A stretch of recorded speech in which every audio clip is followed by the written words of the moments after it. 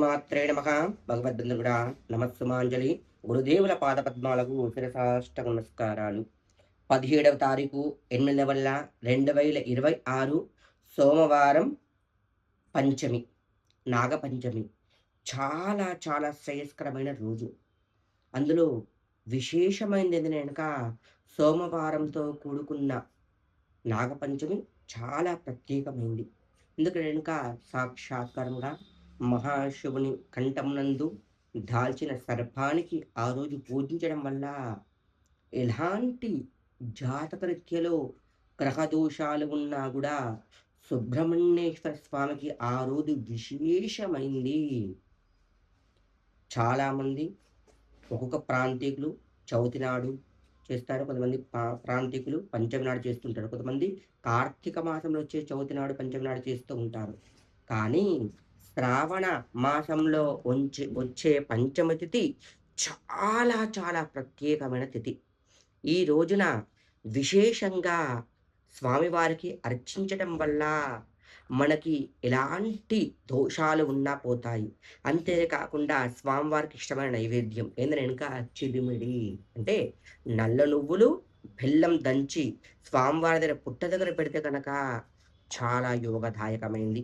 చలివిడి చల్లదైన పదార్థం కాబట్టి మనకి దీర్ఘాయుష్మాన్‌తోని ఆరోగ్యాలు అనుకూలించమని చెప్పేసి ఈ నైవేద్యం సమర్పిస్తూ ఉంటాము. పుట్టనందు అందరూ పాలు పోస్తూ ఉంటారు. పోసిన తర్వాత కొద్దిగా పాలు పుట్టలో పోసి మిగతా పాలు ఒక మట్టి పాత్రందు గానీ, ఒక కొబ్బరి చిప్పందు గానీ పాలు నింపి పెట్టాలి పక్కన. ఉన్న కాడి పాలు మొత్తం పుట్టల్లో పోయకూడదు.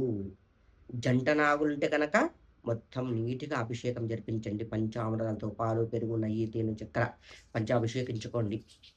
అంతేకాకుండా ఈ రోజున స్వామివారికి అర్చించిన వారు ప్రతి ఒక్కరు కూడా తెలుసా కత్తితోటి అంటే గనక సంతానం కోసం పూజించిన, వివాహం కోసం పూజించిన, దంపతుల మధ్య అన్యోన్యం కోసం పూజించిన, ఆరోగ్యం కోసం పూజించిన వారు మాత్రం కత్తితోని కట్ చేసినయి ఏవి తినకూడదు.